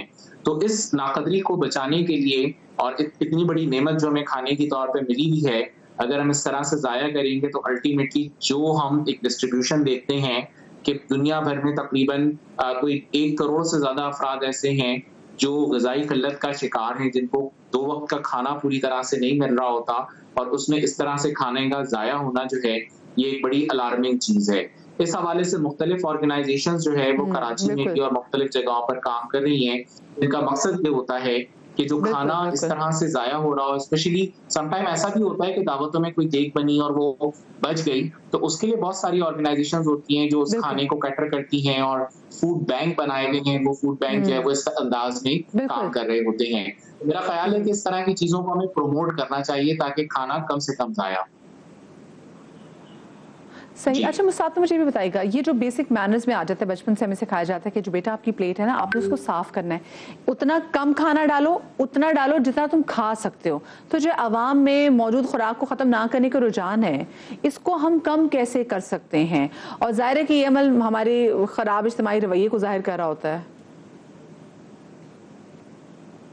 इसका बड़ा आसान तरीका है। देखें, जब तक हम एजुकेशन नहीं देंगे, स्पेशली हर लेवल के ऊपर, चाहे वो स्कूल हो, कॉलेजेस हो, यूनिवर्सिटीज हो, और इंक्लूडिंग के आम आवाम, जैसे मिसाल के तौर पे आपका ये प्रोग्राम अगर लोग देख रहे हैं तो इसके जरिए भी एजुकेशन ही हो रही है कि खाने को कम से कम ज़ाया किया जाए। ये हमारा एक जो है वो दीनी फरीजा भी है, एक सोशल अगर हम रिस्पॉन्सिबिलिटी कहें वो भी है, हमारा एक जो है वो एक तरह से कह लें कि हम सबकी जिम्मेदारी है कि खाने को ज़ाया होने से बचाएं। एक तो देखें खाना ये वाला ज़ाया हो रहा है, दूसरी तरफ हम अगर देखें तो हमारा इंडस्ट्रियल बेस के ऊपर भी बहुत ज्यादा फूड जो है वो वेस्ट हो रहा होता है, जो ग्रो हो रहा होता है। मैं आपको इसकी एक बड़ी कॉमन एग्जांपल दूं, आप ये देखें टमाटर जो है वो हमारे यहाँ पाकिस्तान के अंदर एक टाइम ऐसा आता है कि 400 से 500 रुपए किलो बिक रहा होता है, बड़ा कम अवेलेबल होता है, और एक टाइम ऐसा आता है कि पाकिस्तान में टमाटर की ओवर जो है वो बम्पर क्रॉप जो है वो डेवलप हुई हुई होती है, और उसको फिर कैटर करने के लिए आपके पास कुछ नहीं होता। तो नतीजा ये होता है कि वो बाकायदा हल चला के उन फसलों को जाया करते हैं। तो ये भी एक तरह का वेस्ट है। अब वो कह सकता है कि जिस वक्त बम्पर क्रॉप हो तो हमारे पास ऐसी टेक्निक्स होनी चाहिए कि हम उन चीजों को सेव कर सकें। मिसाल के तौर पे अगर टमाटर है तो उससे पेस्ट बन सकता है, केचप बन सकता है, उनके बाकायदा तौर पे प्रिजर्वेशन टेक्निक होती है। हम आज भी पाकिस्तान में टमाटर का पेस्ट जो है वो केचप बनाने के लिए और मुख्तलिफ चीजों के लिए मंगवाते हैं। तो हमें ये वाली चीजों को भी देखना चाहिए कि ये जो इंडस्ट्रियल वेस्ट हैं जिनको हम इस्तेमाल कर सकते हैं वो हम बहुत बड़े पैमाने पे जाया कर रहे हैं। ये भी एक तरह की नाकदरी है कि हमारे पास चीजें अवेलेबल हैं, लेकिन इंडिविजुअल रिस्पांसिबिलिटी भी आती है गुफरान। लेकिन मुझे बताएगा कि पाकिस्तान में सालाना मुल्की पैदावार की तकरीबन 26% खुराक जो है ना, जैसे अगर हम ओवरऑल बात भी करें वो ज़ाया हो रही, तो वजारत खुराक की तरफ से उनकी परफॉर्मेंस में आप ऐसी कोई प्लानिंग देख रहे हैं कि जो कि कट डाउन कर सके इसको? ये तो आपने जो बात की हो तो इंडिविजुअल कैपेसिटी में हम क्या कुछ कर सकते हैं वो होगी ना, लेकिन वजारत खुराक के हवाले से आपने कोई इस पर प्लानिंग देखी है? नहीं, उसकी रीजन मैं आपको बताऊं। देखिए, हमारे यहाँ हम हैं एग्रीकल्चर बेस्ड कंट्री। 70% हम कहते जरूर हैं कि हमारी जो इकोनॉमी का बेस है वो एग्रीकल्चर है। हमारे यहाँ के 60-65% लोग जो है वो एग्रीकल्चर से वाबस्ता हैं। लेकिन अगर आप प्लानिंग की और उसके फुकदान की बात करें तो आपको बड़ा वाज़ेह तौर पे नजर आएगा कि होना क्या चाहिए कि जो चीजें जहां प्रोड्यूस हो रही हैं, इंडस्ट्री का एक बहुत बड़ा हिस्सा वहां पहुंचना चाहिए कि कम से कम ट्रांसपोर्टेशन कॉस्ट इन्वॉल्व हो और चीजें वहीं पे प्रोसेस हो। हमारे यहाँ ज्यादा से ज्यादा एग्रीकल्चर में क्या हो रहा है, चीजें प्रोड्यूस होती हैं, प्रोड्यूस होने के बाद उनकी यूटिलाइजेशन अगर शहर में होनी है तो वहां से लेकर और शहर तक आने तक जो कॉस्ट इन्वॉल्व होती है और जितनी चीज खराब होती है, स्पेशली पेरिशेबल कमोडिटीज की जब हम बात करते हैं, जिसकी मैंने एग्जांपल दी, जिसमें वेजिटेबल्स हो गई, फ्रूट्स हो गए, इसमें से बहुत सारी चीजें 30-40% तो सिर्फ ट्रांसपोर्टेशन में जाया हो रही होती हैं। तो उसको दुनिया भर में प्रैक्टिस ये है कि जिन जगहों पे ये एग्रीकल्चर प्रोड्यूस हो, बिल्कुल करीब तरीन जगहों के ऊपर वहां पे वो इंडस्ट्रीज लगाई जाएं जो इनको प्रोसेस कर सके। तो हमारे यहाँ ये सबसे बड़ा फुकदान है। जब तक हम इंडस्ट्रियलाइजेशन के इस पीरियड के अंदर इन चीजों को कंसिडर नहीं करेंगे कि जो चीजें जहां प्रोड्यूस हो रही हैं वहीं उन इंडस्ट्रीज को भी लगाया जाए, जब तक हम इन चीजों के ऊपर ओवरकम नहीं कर सकते। ये हमारे यहाँ का एक सबसे बड़ा वैल्यू एडिशन का वो नुकसान है जो हम करके अपना जरे मुबादला भी बचा सकते हैं, पाकिस्तान की इकोनॉमी भी बहुत सारी चीजें जो है वो डील कर सकते हैं, लेकिन हम नहीं कर पा रहे। और रीजन उसकी बुनियादी यही है कि हमारी सोशल मीडिया, ये जो पब्लिक सर्विस मैसेज के थ्रू क्या हम थोड़ी बहुत तब्दीली ला सकते हैं? 100% ला सकते हैं। देखें, अभी हम अगर बात कर रहे हैं कितने लोगों तक ये बात जा रही है, यकीनन इसको नाफिज करने का या इसको दुरुस्त करने का एक तरीका ये भी है कि सोशल अवेयरनेस जब तक नहीं होगी, जब तक हम चीजों को कंट्रोल नहीं कर सकते। हमें दोनों तरह से कंट्रोल करना है, लोगों में आगाही, अवाम में आगाही फैला के भी कि जो चीजें हम अपने तौर पे कंट्रोल कर सकते हैं, अपने लेवल के ऊपर खाने को जाया होने से बचा सकते हैं, वो चीज भी है। और इसी तरह से जो इंडस्ट्रियलाइजेशन और जो एग्रीकल्चर के लोग हैं जो इन चीजों का पार्ट है, उनको भी हम ये आगाही फराम कर सकते हैं कि किस तरह से चीजों को जो है वो जाया होने से बचाया जा सकता है। हमारे यहाँ का एक और प्रॉब्लम अगर आप देखें तो वैल्यू एडिशन है। हम वैल्यू एडिशन के ऊपर काम जो है वो नहीं करते या बहुत कम करते हैं। वैल्यू एडिशन एक ऐसी चीज होती है जो किसी भी चीज की कॉस्ट को कई हजार गुना बढ़ा सकती है। मैं एक एग्जांपल दूंगा इसके ऊपर। मिसाल के तौर पे अगर एक चीज वेस्ट हो रही है, टोमेटो की एग्जांपल ले लें। टोमेटो 5 रुपए किलो, 10 रुपए किलो का प्रोडक्ट है, लेकिन अगर आप इसकी वैल्यू एडिशन करके केचप के फॉर्मेट में देखें तो 400 रुपए किलो तक बिकता है। और अगर आप इन्हीं टोमेटो के अंदर से लाइकोपीन निकालना शुरू कर दें तो लाइकोपीन जैसा कंपाउंड 7 से 8 लाख रुपए किलो जो है वो इंडस्ट्रियल मार्केट में सेल आउट हो रहा होता है। इसका इंडस्ट्रियल बेनिफिट इतना जबरदस्त है कि मुख्तलिफ किस्म के मेडिसिन में, न्यूट्रास्यूटिकल प्रोडक्ट्स में काम में आ रहा होता है। इसी तरह से अगर आप प्याज की मिसाल लें, प्याज शायद रॉ फॉर्मेट में आपको 20 रुपए से लेकर 100 रुपए किलो तक मिल जाए, लेकिन अगर इसी के इंग्रेडिएंट निकालना अलग अलग शुरू कर दें तो एक एक इंग्रेडिएंट जो है वो 1-1.5 लाख रुपए किलो जो है वो मार्केट में सेल आउट हो रहा होता है। तो हमारे यहाँ का सबसे बड़ा मसला ये है कि हम वैल्यू एडिशन के ऊपर काम नहीं करते, जिसकी वजह से हमारे यहाँ लोगों की जो इकोनॉमी होनी चाहिए, जिन चीजों को ग्रो करने के बाद हमने जो बेनिफिट लेना चाहिए वो हम बेनिफिट नहीं कलेक्ट कर पा रहे हैं।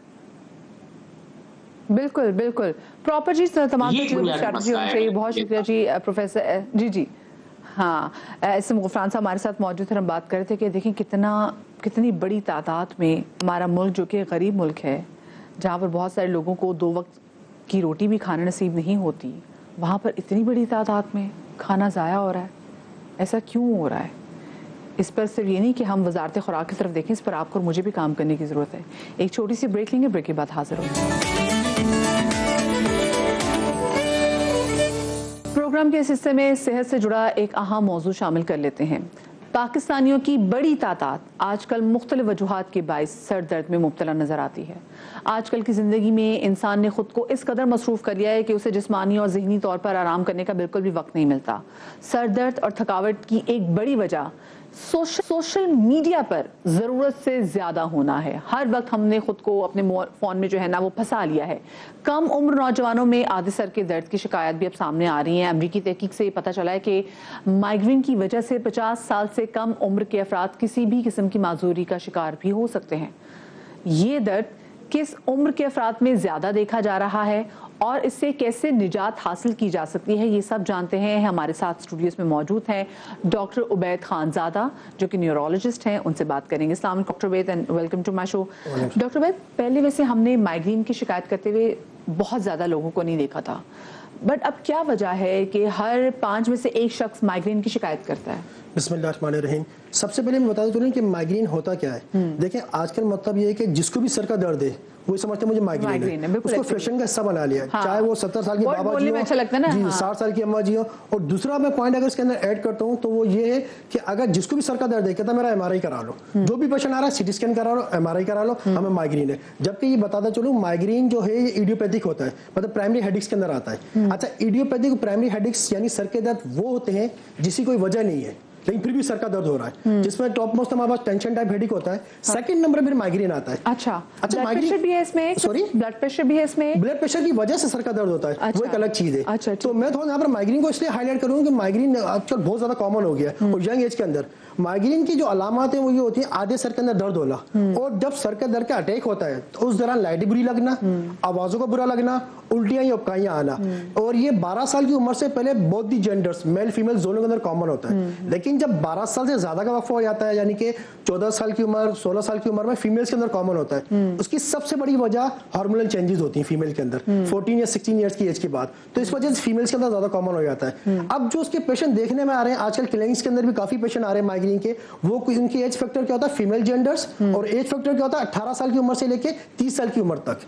ठीक है, तो वो उसकी वजह ये होती है कि एक तो मसला सारा है कि फैमिली हिस्ट्री, ठीक है, और दूसरा क्या होता है इडियोपैथिक, कोई वजह नहीं है। माइग्रेन के ऊपर अभी काफी रिसर्च चल रही है लेकिन अब तो कोई प्रूवन बात आई नहीं है, कोई खास स्टडी आई नहीं है। इस बहुत से लोगों को तो ये भी देखा गया है कि जब उनके माइग्रेन का अटैक होने वाला होता है उनको, तो उनको क्रेविंग होती है। ये खुद मेरी पेशेंट है जिसका मीठा खाने को दिल करता है। अच्छा, हाँ, तो ये सारे सिम्टम्स एक तरह से देखा जाए जी जी अलामत है। हाँ। उसको वो कहते हैं ना कि ऑरा सिम्टम आ रहा है माइग्रेन से पहले, जिग जिग लाइनें, दीवार ऐसा लगता है जैसे हिल रही है, लाइट ऊपर नीचे होना, हाथ पांव का सुन हो जाना। एक खुद अपना जो एक मैंने खातून थी लास्ट गवर्नमेंट के अंदर, वो मेरी पेशेंट भी है, नाम तो नहीं लूंगा, तो उनकी मेरे पास कॉल आई कि मेरी पार्लियामेंट के अंदर स्पीच है, डॉक्टर उबैद मुझे माइग्रेन का अटैक होने वाला है। मैंने कहा आपको कैसे पता? कि मुझे लाइटें जिग जिग लग रही है, ठीक है, और मुझे जो ना कुछ मीठा खाने को क्रेविंग हो रही है। तो मैंने कहा ठीक है, आप उनको मैंने ट्रीटमेंट बताई, तो अल्लाह का शुक्र है वो ट्रीटमेंट उन्होंने ली। तो इतना क्या ट्रीटमेंट होती है माइग्रेन की, जो सर के अब इंसान बिल्कुल बेबस सा हो जाता है जब सर में आधे सर में दर्द होती है तो? अच्छा, ट्रीटमेंट तो देखिए इसकी बहुत सारी है, बहुत सारी मेडिसिन ड्रग्स आती हैं, लेकिन 4 काम जो आपको घर के अंदर करने हैं। ठीक है, जब भी किसी को माइग्रेन अगर डायग्नोस हो गया है, किसी को इसको माइग्रेन है, अब हमें 4 काम क्या करने। नंबर 1, आपको चॉकलेट से अवॉइड करना है, चॉकलेट्स बिल्कुल नहीं खाने। इससे क्या होता है कि ये एग्रीवेटिंग फैक्टर्स है, चॉकलेट खाएंगे तो माइग्रेन के अटैक्स बढ़ जाएंगे। नंबर 2, आपकी स्लीप जो है ना बहुत अच्छी होनी चाहिए, जितना आप कम सोएंगे आपको माइग्रेन अटैक्स होने लग जाएंगे। नंबर 2, आपको जो है वो सॉफ्ट ड्रिंक यानी कोल्ड ड्रिंक जो होती है उससे अवॉइड करना है। और नंबर लास्ट जो कि हर आजकल मैं पेशेंट के अंदर मसला देखता हूँ, जितनी यंग फीमेल आती हैं उनके अंदर मसला बहुत कॉमन है, और मैं बड़ा अफसोस के साथ कहता हूँ कि मैं जितनी भी पेशेंट आ रही है उनको हाथ जोड़ जोड़ के समझाता हूँ कि खुदाया इसके ऊपर अमल करो, अगर ये नहीं करोगे तो माइग्रेन की दवाई असर नहीं करेगी। वो क्या है कि नाश्ते का स्किप कर देना। आजकल के बच्चों का ये भी मसला स्क्रीन टाइम भी, और आजकल के मसला ये है कि बच्चे घर में खाना नहीं खाते, बाहर की चीजें बच्चे ज्यादा एंजॉय करते हैं, जैसे जंक फूड हो। सो बच्चे रियली लाइक जंक फूड भी एक कॉज है। जंक फूड अब देखें ना, अब हमारे यहाँ पे मसला सारा क्या है कि constipated most of the time, फिर कॉन्स्टिपेशन से भी जो सर का दर्द होता है बिल्कुल होता है, लेकिन वो बड़ों में ज्यादा होता है। बच्चों में जो सर का दर्द होता है ना, माइग्रेन उस तरह नहीं होता कि सर के दर्द के साथ आ रहा है, बच्चों का माइग्रेन इस तरह होता है पेट के दर्द के साथ आ रहा है और वॉमिटिंग से साथ आ रहा है, उनके पेरेंट्स लेकर आते हैं, डॉक्टर साहब इनके तमाम डॉक्टरों से दिखा दिया, अल्ट्रासाउंड करा लिया, तमाम टेस्ट करा लिए, पेट का दर्द ठीक नहीं हो रहा, इनकी उल्टियां ठीक नहीं हो रही, तो फिर हम समझ जाते हैं बच्चों को माइग्रेन है, फिर पूरी प्रॉपर हिस्ट्री लेते हैं, उसके हिसाब से ट्रीटमेंट करते हैं उसकी। सही, ठीक है, ये बहुत ज़्यादा इंपॉर्टेंट है। अच्छा डॉक्टर साहब, मुझे इसके अलावा ये बताएं कि जैसे आपने बोला कि जो लड़कियों को भी जो प्यूबर्टी, लेकिन इसमें लड़कों का भी एग्जैक्टली फिर वही टाइम आ जाता है, तो उसमें उनके भी सर में आई एम श्योर कि लड़कों को भी एग्जैक्टली प्रॉब्लम होती होगी सर के दर्द की। अच्छा, लड़कों में देखिए माइग्रेन ठीक है होता है, ये नहीं कह रहा माइग्रेन नहीं होता, लेकिन लड़कियों के अंदर रेशो ज्यादा है। अच्छा, लड़कों में जो दर्द होता है वो ज्यादातर स्ट्रेस हेडेक होता है, जिसको हम कहते हैं टेंशन टाइप हेडेक।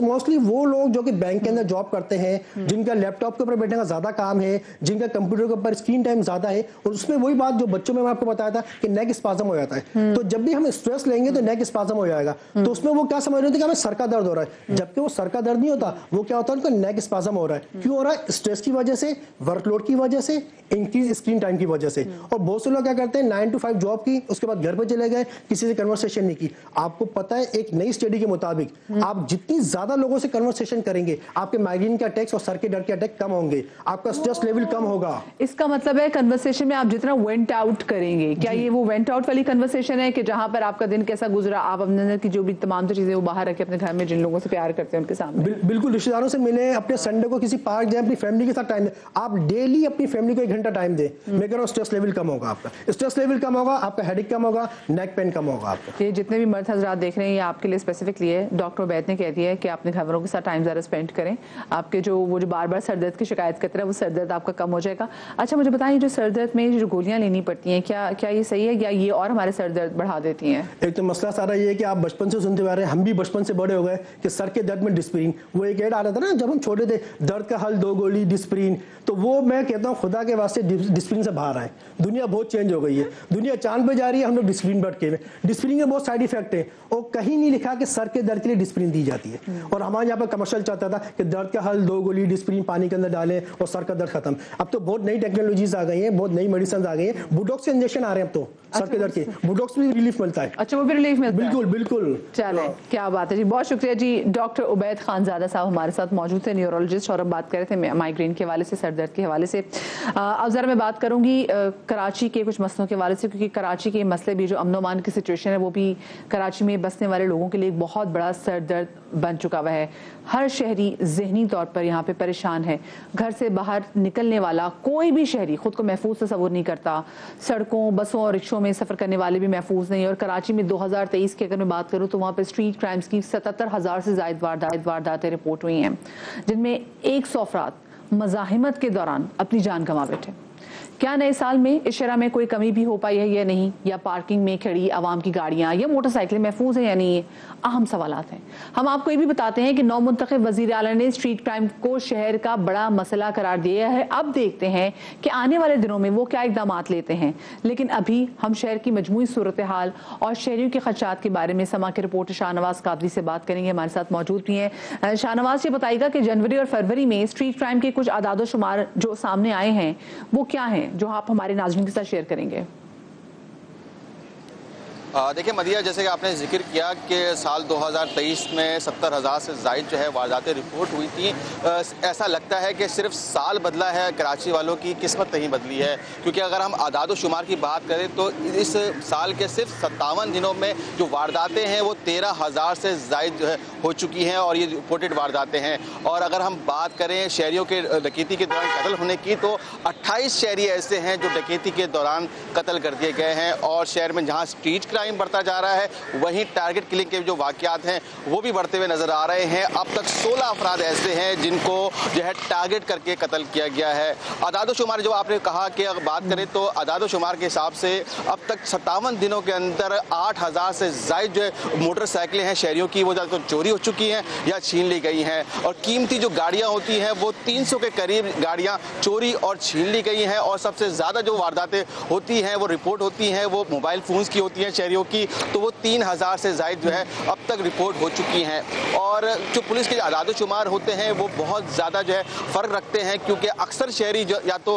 वारदातें रिपोर्ट ही नहीं करते, या फिर जो थाना कल्चर है हमारा ऐसा कि वहाँ पर जब जाते हैं अपनी शिकायत लेकर तो उनको वहाँ से वापस कर दिया जाता है। शहरी परेशान होकर खामोश होकर घर बैठ जाते हैं। तो सूरत हाल जो है खासी ख़राब होती जा रही है। और जैसा कि आपने जिक्र किया कि मुराद अली शाह साहब ने कहा कि इसका मतलब है we can safely say that Shahnawaz कि पिछले साल 2023 में जो जनवरी और फरवरी में जो वारदातें हुई थी वो इस साल जनवरी और फरवरी में होने वाली वारदातों से कम है? नहीं, जो पिछले 2 महीनों के दौरान हुई थी उसके हिसाब से ये 50% ज़्यादा है, क्योंकि इब्तदाई जो 2 माह थे 2023 के उसमें सिर्फ 4000 के करीब वारदातें रिपोर्ट हुई थी और आप हिसाब लगा लें इस वक्त जो है 12000 से ज़ायद वारदातें जो है रिपोर्ट हो चुकी है, तो सूरत हाल जो है डबल हो चुकी है। और आपने अभी जिक्र किया था कि मुराद अली शाह साहब ने कहा है कि ये तरजीह होगी स्ट्रीट क्राइम, लेकिन माजी में भी वो वज़ीर आला सिंध रहे हैं, नोटिस लेते रहे हैं, लेकिन जो है सूरत हाल जो की तू थी। अब सिर्फ उम्मीद ही की जा सकती है कि अब शायद कोई ऐसा जो जादू की छड़ी जो घुमाए कि जो स्ट्रीट क्राइम है वो ख़त्म हो जाए। और जो हम जो आप जो सूरत हाल देखते हैं वो वजह ये क्या है कि माशी सूरत हाल शहर की बहुत ज़्यादा ख़राब होती जा रही है, मंशात का जो इस्तेमाल है वो बहुत ज़्यादा बढ़ गया है। तो ये दो मेन फैक्टर है जिसकी वजह से स्ट्रीट क्राइम में इजाफा हो रहा है। शाहनवाज आपसे जानना चाहूँगी कि शहर के वो कौन से ऐसे इलाके जो कि ऐसा लग रहा है कि डकैतों के निशाने पर होते हैं, या फिर वहाँ की जो आवाम है उसको घर से निकलते हुए ज़्यादा एहतियात करने की ज़रूरत होती है? देखिए, शहर में 21 से ज़ायद जो है हॉटस्पॉट हैं जहां पर जो डाकू हैं वो वारदातें करते हैं। इस पर चंद आपको मैं बता देता हूं। कोरंगी इंडस्ट्रियल एरिया के कुछ ऐसे मकामात हैं जहां पर डाकू घात लगाकर रात में वारदातें करते हैं, जिसमें कोरंगी क्रॉसिंग जो है ज़्यादा गढ़ है। इसके अलावा अगर हम बात करें तो पापोश नगर के कुछ ऐसे इलाके हैं जहाँ पर जैसे गोल मार्केट हो गया, यहाँ पर जो है वारदातें ज़्यादा होती हैं। नॉर्थ नाज़ाबाद के अंदर ही अगर हम बात करें तो जो चांदनी चौक है यहाँ पर जिसके हवाले से आप बात कर रहे हैं, यहाँ पर सब्जियों की दुकानें भी हैं, यहाँ तो मुर्गियों की दुकानें भी है। यहाँ पर जो भी लोग आते हैं वो मोस्टली जेब में पैसे रख के ही आते हैं। बिल्कुल, मार्केट्स जो होती हैं वो सॉफ्ट टारगेट बन गई हैं, क्योंकि अक्सर शहरी वहाँ पर जो है ख़रीदारी करने आते हैं। और अभी हमने रिसेंटली देखा कि शाह फैसल की सब्जी मार्केट में एक शहरी ATM से पैसे निकालकर ख़रीदारी करने पहुँचा था, उसके पीछे डाकू आए हैं, उन्होंने मज़ाहमत की है और उन्होंने अंधाधुंध गोलियाँ मारकर उनको कत्ल कर दिया। वो प्रोफेसर थे और उनको कत्ल करने के बाद डाकू आसानी फ़रार हो गए। इब्तदाई तौर पर पुलिस अब ये करती है कि तमाम वाक़यात को कहती है कि ज़ाती दुश्मनी है, लेकिन वो बाद में पता चलता है कि वो डकैती है। तो डकैती की वारदातें बढ़ती जा रही हैं और पुलिस की जो है परफॉर्मेंस बहुत ही जो है बिल्कुल बेकार परफॉर्मेंस कह सकते हैं, क्योंकि अब तक सिर्फ 9 डाकू मारे गए हैं और सिर्फ 660 शहर का ये जो अमनो मान स्पेसिफिकली जो मगिंग के वाकयात हैं, जो डकैती की वाकयात हैं, कोई नए नहीं है। ये शहर को पता नहीं कब से लाहा किया और हम इस हवाले से बात भी कर रहे हैं। और आप और मैं हम इतनी बार ये भी बात करते हैं कि भाई पुलिस का इसमें किरदार क्या रहा है। क्या गुजरते हुए वक्त के साथ जहाँ पर हम देखते हैं कि जी नफरी भी और तरह तैनात कर दी जाती है, कहीं थोड़े बहुत हालात बेहतर है कि हमने देखा कि सर्विलेंस कैमरास भी ऐड हो गए हैं, क्या उन सर्विलेंस कैमरास का कोई फ़ायदा हुआ हो, किसी भी चीज़ का कोई फ़ायदा हुआ हो? देखिए, CCTV फुटेजेस जो है जब से मंजर आम पे आने लगी हैं, उससे थोड़ा फ़ायदा तो ये होता है कि जो मुल्ज़िमान हैं वो आइडेंटिफाई हो जाते हैं और पुलिस या तो पर्सनल जो है मुखबरों के ज़रिए ये मुल्ज़िमान को गिरफ्तार कर लेती है, या फिर जो है तस्वीर दिखाकर जो है शनाख्त कर लिया जाता है। और माजी में अगर वो जेल के अंदर होते हैं, जेल से बाहर आते हैं, तो उनसे का जो है डेटा सामने आ जाता है। लेकिन सेफ सिटी जो प्रोजेक्ट है वो शहर के लिए इंतहाई अहम है। जब तक वो नहीं मुकम्मल होगा उस वक्त तक स्ट्रीट क्राइम पर काबू पाना इंतहाई मुश्किल रहेगा, बहुत मुश्किल होगा। सही, बहुत शुक्रिया जी। शाहनवाज हमारे रिपोर्टर हमारे साथ मौजूद थे, हम बात कर रहे थे शहर की मजमूई तौर पर सूरत हाल के हवाले से, जो कि किसी भी तौर पर सही नहीं लग रही। स्ट्रीट क्राइम्स की वारदातें जो की तू हैं, आवाम घरों से निकलते हुए, चाहे वो रिक्शे में हो, चाहे वो बाइक में हो, चाहे वो पैदल चल रहे हो, चाहे वो गाड़ी में हो, ख़ुद को महफूज हरगिज़ तसव्वुर नहीं करते। और ये बहुत बड़ा एक चैलेंज होगा यहाँ पर आने वाली हुकूमत के लिए भी, कि वो कराची में एक वो हब जो कि पूरे शहर को मुल्क को कमा के देता है, उसमें अमन व मान की सूरत हाल ऐसी क्यों है। आप लोग अपना बहुत सारा ख्याल रखिएगा, शाद रहिए, बात रहिए, इंशाल्लाह ज़िंदगी रही तो कल मुलाकात होगी। अल्लाह हाफ़िज़।